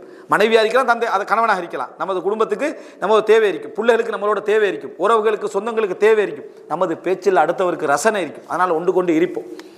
ஆனால் வயதான காலம் என்று வந்துட்டா எங்களோட யார் இருப்பாங்க தெரியுமா, எங்களோட உள்ளவங்க மட்டும்தான் இருப்பாங்க, எங்களோட வயசில் உள்ளவங்க மட்டும்தான் இருப்பாங்க. அடுத்தவருக்கு நம்ம கேட்குற சொல்கிற செய்தி கூட இன்ட்ரெஸ்டாக கூட இருக்காது, தேவை கூட இருக்காது. அப்படியே இருந்தால் கூட மார்க்க கடமை என்பதற்காக வந்து தான் என்ன செய்வான், உட்காருவாரே தவிர வேறு எதுக்கும் உட்கார மாட்டோம். அந்த மாதிரி ஒரு கட்டத்தில் நம்ம யாருக்காக இழந்தோமோ அவர்கள் இல்லாமல் போனால் எப்படி இருக்கு. நமது மனைவி இல்லை, அல்லது கணவன், நமது மனைவியோட கணவன் இல்லை, மகள் இல்லை, மகன் இல்லை, அவங்கள நம்மளை ஒதுக்கி வச்சுக்கிறாண்டா, அது உளர் ரீதியான ஒரு சாவு, அது உளர் ரீதியான ஒரு மரணம். இதனால புத்தி பேதலித்து போனவர்களும் என்ன செய்யறாங்க, இருக்கிறார்கள் என்பதை நம்ம என்ன செய்யணும், புரிந்து கொள்ள வேண்டும். எனவே இந்த இடம் மிகவும் கவனமாக யோசிக்க வேண்டிய, ஆழ்ந்து நம்ம படிப்பினை பெற வேண்டிய ஒரு இடம். இப்படியான ஒரு நிலைமை அல்லாஹ் தஆலா பாவிகளுக்கு இறுதியான ஒரு கால பகுதியில் என்ன செய்யலாம், தந்து விடலாம் என்பதை நம்ம புரிஞ்சுக்கொள்ளணும். இதுல பல விஷயங்களுக்கு நான் கொண்டு வரல, டைம் இல்லாதனால. ஆரோக்கிய ரீதியான விஷயங்கள், ஆரோக்கிய ரீதியான விஷயங்கள் இந்த இளம் வயதில் அனுபவித்தவுடைய இறுதி ரிசால்ட்டாக என்ன செய்யலாம். நோய் வந்தவர்கள் எல்லாம் ஆரம்ப காலத்தில் பாவம் செஞ்சவங்க அர்த்தம் இல்லை. பொதுவாக இமாம்களுடைய அட்வைஸில் நீங்கள் என்ன பார்க்கலாம் என்றால், எந்த ஒரு நல்ல மனிதர்களாக இருந்தவர்கள் ஆரம்ப செலவுகள் தனக்கு நோய் இல்லாமல் மரணிப்பதை விரும்பவில்லை. ஏண்டா அதால் இறைவனை சந்திக்க போவதற்கு முன்னால் ஒரு தக்வீர் துனூப், பாவங்களை அழித்து விட்டு என்னை அனுப்புவது போல இருக்கும். அதனால் நோய் வந்தவர்கள்லாம் அதன் அர்த்தம் அல்ல. ஆனால் வந்தவருக்கு தெரியும் இது எதனால் எனக்கு என்ன செஞ்சிருக்குது, இது வந்திருக்கு, எதன் தண்டனையாக இது வந்திருக்கலாம், எல்லா உறவுகளும் நம்மளை விட்டு தூரமாகிற அளவுக்கு என்ன நடந்தது நமக்கு, அப்படி என்கின்ற ஒரு பதில் அவருக்கு என்ன செய்ய தெரியும். சிலர் உறவுகளே தேவையில்லைன்னு வாழ்ந்திருப்பார். என்னத்துக்கு உறவினா, என்னத்துக்கு சொந்தம் வந்த, நம்ம ஏன் இருக்கணும் அப்படி. இன்றைக்கு நம்ம வெளிநாட்டில் இருக்கக்கூடிய சிலர் அதை அவங்க நினச்சி செய்யலை, நிம்மதியாகிக்கிறோம், நானா தம்பியில சண்டை இல்லை, அவனும் கூட பிரச்சனை இல்லை, எதுவும் இல்லை, இதுக்கு நம்ம பிறக்காமே இருந்திக்கலாமே, சரி கல்யாணம் முடிக்காமல் இருந்திக்கலாம், மனைவியிட பிரச்சனை இல்லை, பிள்ளையிட பிரச்சனை இல்லை, மாமா மாமி பிரச்சனை இல்லை, மச்சான் பிரச்சனை இல்லை, ஒன்றுமே இல்லை. இப்படியா யோசிக்கிற உலக வாழ்க்கை யாருமே இல்லை, அதனால் நிம்மதியாக இருக்கிறோம்னா இது சிந்தனையே இல்லை. இது சரியா, அதனால் நிம்மதியாக இருக்கிறோன்ற வார்த்தை நமக்கு வரக்கூடாது. அல்லாஹ் எனக்கு இப்படி ஒரு லைஃபை தந்திக்கிறேன், நான் வாழ்றேன், இபாதத் செய்கிறேன், ஓகே, எனக்கு அந்த சூழல் வந்து அதுக்கு நான் ரெடி என்றிக்கணும். இந்த உறவே இல்லைன்னு வாழ்ந்தவர் ஏதாவது வருஷத்துக்கு ஒரு 10,000 5,000 எங்கேயோ கொடுத்துருப்பாரு. சரியா, இதை 60 வயசுக்கு போகிறோம், எவ்வளவு கொடுத்தும் வேலை இல்லை, இவர் கொடுத்தாரா இல்லைன்னு அவங்களுக்கு தான் தெரியும். ஆனால் எவ்வளவு எவனும் இல்லை, எந்த உறவுக்காரனும் இல்லை, எந்த சொந்த பந்தமும் இல்லை, எந்த தம்பியும் இல்லை, தங்க என்ன வாழ்க்கை இது அப்படின்னு நீ என்ன செஞ்சாயின்னு அவங்களுக்கு தெரியும். சரியா, உண்மையிலே ஒரு குடும்பத்தை ஒரு வசதி படைத்தவன் வந்தால் முதலாக சந்தோஷப்படும் குடும்பம், முதலாக சந்தோஷப்படும் குடும்பம். காரணம், அவர்கள் உங்கள்கிட்ட இருந்து எதை நீங்கள் அவர்களுக்கு, அதாவது அவர்கள் உங்களுக்கு பலனே இல்லாது விட்டாலும் அவர்களுக்கு நீங்கள் கொடுப்போம், மறுமையில் உங்களுக்கு நன்மையே, மறுமையில் உங்களுக்கு நன்மை. ஒரு இடத்துல சொல்லப்படுகிறது, உங்களோட சொந்த பந்தங்கள்லாம் வந்து வசதி தான் மட்டும் வராங்க, வசதி இல்லாட்டி வராங்க இல்லை அப்படின்னு. அப்போ அவங்க சொல்ல, அவங்க சிறந்தவர்கள், என்னை கஷ்டப்படுத்த விரும்பலை, இருக்கிற டைமில் மட்டும் தான் என்ன செய்கிறாங்க வராங்க, இல்லாத நேரத்தில் எனக்கு சிரமம் தர விரும்பவில்லைன்னு அவர்களுடைய அவங்க செஞ்சது பிள்ளை. அந்த வழியை நல்ல பக்கத்தால் அவர் என்ன செய்கிறாரு, அதை தள்ளி விடுறார். காரணம், அவங்க செய்கிறது அவங்க செஞ்சுட்டு போடணும். எந்த உள்ளம் என்ன அல்லாஹ் எனக்கு தந்திருக்கிறான்றது. இறுதிக்கால பகுதி உறவு, சில உறவுகளை பாருங்க, ஊரே திரண்டு நிற்கும், ஊரே என்ன செய்யும், திரண்டு நிற்கும். என்னடான்னு பார்த்தா ஊருக்கே நல்லது செஞ்ச மனிதனாக என்ன செய்வார் இருப்பார். 4 எதிரிகள் எல்லாருக்கும் இருப்பாங்க, ஆனால் ஊருக்கே நல்லது செய்த மனிதராக, குடும்பத்துக்கே நல்லது செய்த மனிதராக அவர் என்ன செய்வார் இருப்பார். அதனால தான் சேர் ஆலாமின் நுபலால இமாம் தஹபி அவர்கள் பெரும்பெரும் அறிஞர்களுடைய வரலாற்றை எழுதுகின்ற பொழுது இறுதியில் ஷஹீதஹுல் ஹல்க், படைப்புகள், அனைத்து படைப்புகளும் அவருடைய ஜனாசாவில் நின்றன. அந்த ஊரில் உள்ள எல்லா மக்களும் என்ன செஞ்சாங்க, நின்றாங்க. அதே போல ஷுஹூதுல் ஜனாசா கானா என்ன அதீம், அதாவது அந்த ஜனாசாவில் கலந்து கொண்டவர்கள் மிகப்பெரியவர்களாக இருந்தார், கசீர் அதிகமானவர்களாக இருந்தார்கள். சொல்றதுக்கான என்ன காரணம், அதிகத்தை அவர் எதிர்பார்க்கல, ஆனால் அவருக்கு கிடைச்சதுன்றாங்க. எனவே பாவிகளாக இருக்கக்கூடிய சந்தர்ப்பத்தில் நம்முடைய ஆரோக்கியங்கள், நம்முடைய குடும்ப பிரிவு, நமது இழப்புக்கள் எல்லாம் நம்ம எதை தேடினமோ அதனுடைய தண்டனையாக நமக்கு என்ன செய்யலாம், வந்து விடுவதற்கான வாய்ப்பு இருக்குது. இறுதியாக இதில் நிறைய பகுதிகள் உண்டு, இருந்தாலும் இறுதியான ஒரு பகுதியை நம்ம புரிஞ்சு கொள்ள வேண்டும். அது என்ன அப்படின்றால், எந்த காலமும் தொண்டை குழியை உயிர் வந்து அடைக்கின்ற வரைக்கும் தௌபாக்கான வாசல் திறந்திருக்கு. தௌபாவுக்கான வாசல் திறந்திருக்கிற சந்தர்ப்பங்கள் தான் குறைவு. சந்தர்ப்பங்கள் தான் குறைவு. எனக்கு அந்த சந்தர்ப்பம் வருமா, எனக்கு அந்த விளக்கம் வருமா, எனக்கு அந்த உணர்வு வருமா என்ற சந்தர்ப்பம் தான் குறைவு. சில பொழுதுகளில் சந்தர்ப்பம் உங்களை நோக்கி வந்திருக்கும். நான் பிழை தான் செய்கிறேன், தௌபா தான் செய்யணும் என்றிருக்கும்.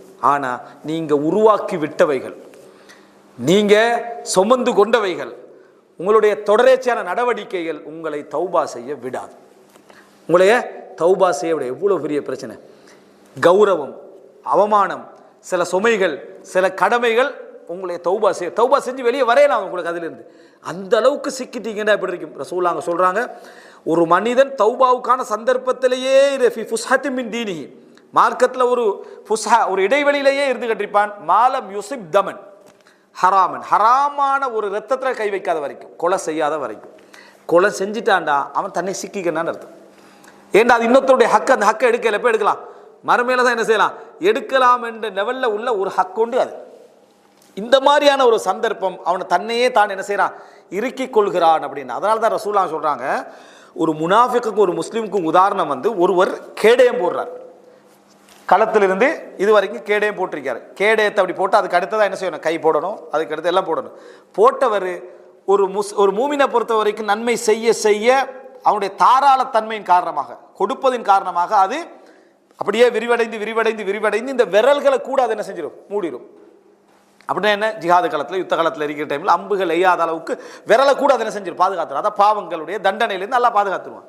ஒரு முனாஃபிக் செய்ய நினைக்கிற ஒவ்வொரு கட்டத்திலையும் அது இருக்கிறோம். நாங்கள் சொல்லலாம், அது என்ன செஞ்சிடும், செய்ய நினைப்பான், அதை என்ன செஞ்சிடும், அவனை இருக்கிறோம்.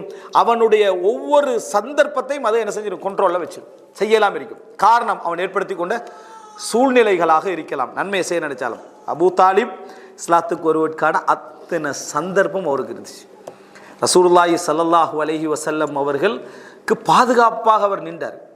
அப்படி ஒரு இரக்கமான மனிதராக இருந்தார். ரசூலுல்லாஹ்களை உடல் ரீதியாக, உள ரீதியாக, ஆன்மீக ரீதியாக அப்படி சப்போர்ட் செஞ்சார், பண்ணினார்.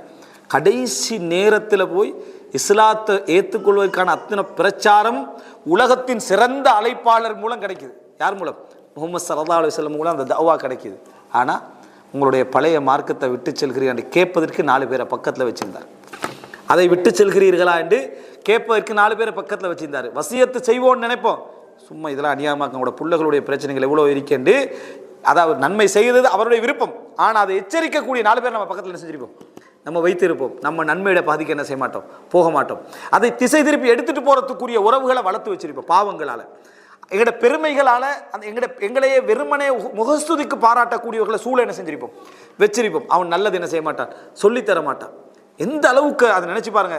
அதாவது அபு குஹாஃபா அந்த இறுதி காலத்தில் இஸ்லாத்துக்கு வரார் தானே, அபூபக்கரான தந்தை. வந்த உடனேயே கையை வச்சு ரசூல் ஸல்லல்லாஹு அலைஹி வஸல்லம் அவங்க அந்த இஸ்லாத்தை எடுக்கிறாங்க. அப்போ சொல்கிறாரு அபூபக்கர் ரலியல்லாஹு அன்ஹு, ஹாதிஹில் யத் யத அம்மிக், இந்த கை உங்களுடைய பெரிய தந்தை, சிறிய தந்தையுடைய கையாக இருந்திருக்க, பெரிய தந்தையுடைய கையாக இருந்திருக்க கூடாதான்னு நினைச்சான். கேட்குறேன், யாரது கை? அபூ தாலிபுடைய கையாக இருந்திருக்க கூடாதா? வயுகிர்ரல்லாஹு ஐனக பி இஸ்லாமிஹி, அதாவது அவருடைய இஸ்லாத்தின் மூலம் உங்களது கண்களை அல்லாஹ் குளிர வைப்பது இவர் இஸ்லாத்துக்கு வருவதை விட எனக்கு மிகவும் விருப்பமானதுன்றார் அபூபக்கர். ரசூலுல்லாஹ்வுக்கு கிடைக்கல, ரசூலுல்லாஹ்வுக்கு அந்த சந்தர்ப்பம் கிடைக்கல. யாருக்கு கிடைக்கிது? அபூ குஹாஃபா ரசூல் ஸல்லல்லாஹு அலைஹி தோழருடைய ஒரு தந்தைக்கு என்ன செய்து கிடைக்குது. இப்படி இத்தனையோ தந்தைமார இஸ்லாத்துக்கு கொண்டு வந்து என்ன செஞ்சாங்க, ஏற்றுக்கொள்ள வைத்தார்கள். ஒரு முனாஃபிக்குடைய மகனுக்கு கிடைச்சிது இஸ்லாம், ரசூலுல்லாஹ் போய் உட்கார்ந்து பேசின உடனே. ஆனால் யாரும் கிடைக்கல, அபூ தாலிபுக்கு கிடைக்கல. காரணம், அவர் ஏற்படுத்தி கொண்டவைகள், சூழ ஏற்படுத்தி கொண்டவைகள் என்பதை நம்ம புரிந்து கொள்ள வேண்டும். எனவே தௌபாவுடைய வாசல் திறந்திருக்கும். ஆனால் நம்முடைய பழைய பழக்கம், நம்ம உருவாக்கி கொண்ட அந்த இடம் நம்முடைய தௌபாக்கான வாசல் என்ன செஞ்சு குறைத்து விடும். அதனால தான் இமாம் கஸாலி ரஹிமஹுல்லாஹ்வுடைய ஒரு கூற்று என்ன அப்படின்னு சொன்னால், அந்நதமு ஃபி ஷைஹூஹா, முதுமை பருவத்தில் வந்து கவலைப்படுதல் என்பது சிறப்பு. முதுமை பருவத்தில் கவலைப்படுதல் என்பது சிறப்பானது. ஆனால் தௌபா என்பது இளமை வயதில் அதை விட சிறப்பானது.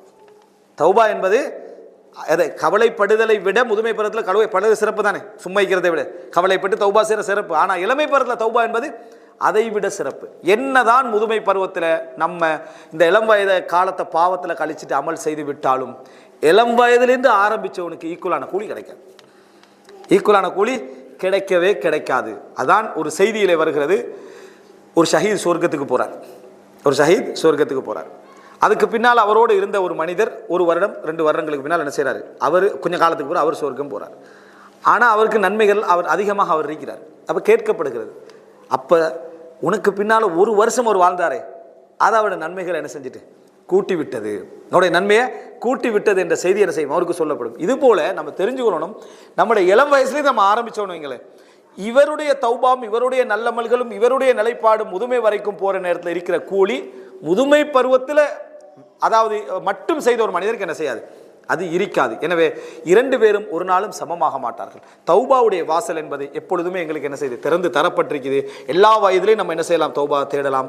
ஆனால் நம்ம நிரந்தர பாவங்கள் நம்மளை சுற்றி என்னென்ன இருக்குது, நம்ம எதில் இருந்து இப்போ முடிப்போம் இப்போ எடுத்துக்கொள்வோம், இது வானா இப்போ முடிச்சிருவோன்னு என்னென்ன பாவங்களை நினச்சிட்டு இருக்கிறோமோ அத்தனை இந்த நிமிடம் நான் என்ன செய்வேன், அதாவது அது எவ்வளோ பெரிய இன்பமாக இருந்தாலும் அற்பமான இன்பம் தான் என்று அதை தூக்கி வீசி விடுகின்ற முடிவை நம்ம இப்போ எடுத்தால் மட்டும்தான் எங்களுக்கான ஒளியுடைய பாதைகள் அப்படியே என்ன செய்யும், விசாலமாகிக்கொண்டே வரும். நம்ம காணாத ஒரு ஈமானிய உலகத்தையெல்லாம் நம்ம என்ன செய்வோம், காணுவோம். இல்லைண்டா நம்ம மன்ஷப்பா அலா செய்யின் ஷாபா அலைகின்ற மாதிரி இதிலே வளர்ந்தால் இதில் தான் என்ன செய்யும் முடியும் என்ற மாதிரி இறுதி காலம் மிக கவலைக்குரிய காலமாக இருக்கும். சொல்லப்போனால் எங்களோட புள்ள எங்களுக்கு சுட்டி காட்டியும் விளங்காத பாவத்தில் இருக்கும். எங்களோட பிள்ளைகள்கிட்ட நம்ம கேவலப்படுகின்ற நிலைமையில் என்ன செஞ்சிருவோம், ஆளாகிறோம். இன்னும் எத்தனையோ பேர்கிட்ட நாங்கள் அவமானப்படுற நிலைமைக்கு ஆளாகிறோம். தௌபாக்கள் நமக்கு வராத ஒரு காலமாக அது மாறி விடுவோம். எனவே அல்லாஹ் ரப்பல் ஆலமீன் 40, 50 என்ற இந்த வயதுகளுக்குள்ளேயே, இளம் வயது உள்ளவர்களுக்கு அது ஒரு சந்தர்ப்பம். ஆனால் நிரந்தரமாகவே மாறிவிட்ட பாவங்கள் உள்ளவர்கள் நம்ம வயது தாண்ட தாண்ட உணர்ந்து மாறக்கூடியவர்களாக இறுதி கால பகுதி சிறப்பாக அமையக்கூடியவர்களாக அல்லாஹ் தஆலா எம் அனைவரையும் ஆக்கியருள் புரிவானாக. ஹாதா இந்தி வல் இல்மு இந்தல்லாஹு அகூலு கௌலி ஹாதா வ அஸ்தக்ஃபிருல்லாஹ் லி வ லக்கும். வஸ்ஸலாமு அலைக்கும் வரஹ்மத்துல்லாஹி வபரகாத்துஹு.